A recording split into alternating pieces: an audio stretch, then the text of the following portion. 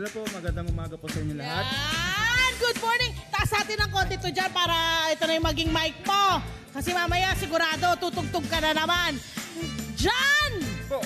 Ang galing-galing! Ilang years mo na tong ginagawa? Pang 14 years na po. 14 Apo. years! Ilang taon ka na nag-umpisa kang mag-saxophone? Siguro po 11 years old. Wow! Sino nagturo? May impluensya ka ba? Sino nagturo sa'yo? Nanay ko po. Kasi po, yung side po namin, family po namin, puro musician po. Yes. Ano yung Apo. mga hawak naman nila? Ang lolo ko po ay trumpetista. Aha! Ang tatay ko po ay trombone. Aha! Then, ako po, saxophone, tsaka yung kapatid ko, horn. Sa UP. Grabe, isang banda pala kayo! Ang galing, ang husay. Okay, so ito na lang. Sa akin na lang pala. Okay, kasi hindi mahina raw yung itong, mikropono mo. Okay, anong unang instrumento? Ito ba agad? Saxophone ba agad ang una mong inaral na instrument? Trumpet po. Po. Ano nang mas mahirap? Ito po. Talaga? Anong mahirap sa saxophone? Marami po kasi pinipindot. Hindi po katulad sa trumpet, tatlo lang. Opo. At syempre yung yung paghinga. Naman po, napapractice po. By araw-araw po na practice. Then may mga nagtuturo rin naman po sa akin. Opo, yung father ko po, tsaka yung mga senior ko po sa banda, ng marching band. Ano usually ang nagiging exercise nyo, lalo na sa paghinga? No, meron bang technique na ginagawa or meron bang tinuro sa'yo ang pamilya mo na ganito ang gawin mo araw-araw? Long tone. Opo. Ibig sabihin? Sa isang bara, 4 na bilang bago ka magpalit ng isang nota. Opo. Hanggang ngayon ba ginagawa mo pa rin yan? At ilang oras mong ginagawa? 30 minutes po. Opo. Para ma-maintain po yung breathing po. Opo. So in short, kailangan ng dedikasyon para matuto ka talagang mag-saxophone? Yes po. Opo. Kasi po, kung sa una lang po kayo, hindi po kayo matututo. Opo. Mahirap po kasi hipan to, tapos yung mga fingering, tsaka yung iba pang lesson. Okay. Ngayon ay passion mo na yan. Siyempre, naging rocket na yan. Napa-rocket na yan, hindi ba? Kumusta ang rocket? Okay naman po. Marami naman pong natatanggap na client.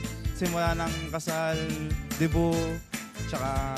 Sa maraming mga occasion na kailangan ka, mga nagpo-propose, ganyan, di ba? Usong-uso yan ngayon, di ba? At ito na nga, ito ba ay itutuloy-tuloy mo ng karera? May bala ka ba? Nag-aral ka pa ba ng kolehiyo?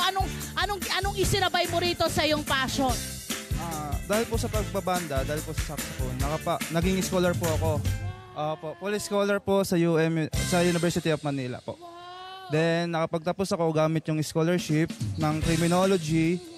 Tapos, eto po, sa kasalukuyan po, full-time musician po ako sa City Band. Then, eto po, magiging racket ko rin sa mga event.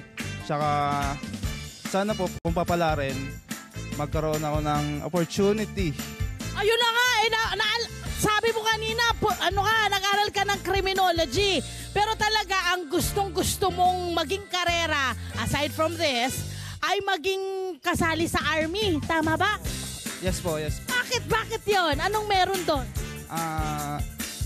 Kasi sa lahi na rin po, gusto rin po ng family ko na maging army ako. Opo. Then, kasalukuyan po, etong last year, hindi po ako pumasa sa PFT physical. Okay lang yan! Pwedeng umulit-ulit. Tandaan mo, hanggat humihinga, hanggat nabubuhay ka, may pagkakataon. Pwedeng redirection lang yan. Diba? Pero ipagpapatuloy pa rin. Test ka ulit! Yes po, yes po. Kailan ka ulit mag-exam? Baka next year po. By next year. Yes. Okay. Siyempre, meron daw kayong grupo rito sa Pandakan. Magkwento mo naman sa akin yan. Ipakilala mo sa ating mga kabarangay. Ano itong grupo ninyo at gaano kayo karami, gaano na kayo katagal? Sa kasalukuyan po, nag-umpisa po yung banda ko is 1990. 1990 po. Ngayon po, meron po kaming 60 to 70 na katao po. Kasama na po mga senior. Ang Pandakan Community Band po ay Sige, go! Ang Pandakan Community Band po, yung naging susi po sa mga karamihan po sa amin, bata, sa kasalukuyan, nagamit po ito para makapag-scholarship sa ibang universities, katulad po ng Adamson, malaki pong universities. Ito po yung ginagamit namin para po makapagtapos ng pag-aaral. Ilang mga bata ito? Marami na po. Sa mga generation po, pagkatapos ko, marami po na pong naging teacher na tulungan po yung pagbabanda. Anong pakiramdam sa na ang iyong passion ay nakapagbigay at nakapagpatupad ng pangarap ng mga magulang at ng mga kabataan? Siyempre po, nakakatuwa. Lalo na po yung mga kasalukuyan na nag-aaral po sa UP, Conservatory of Music.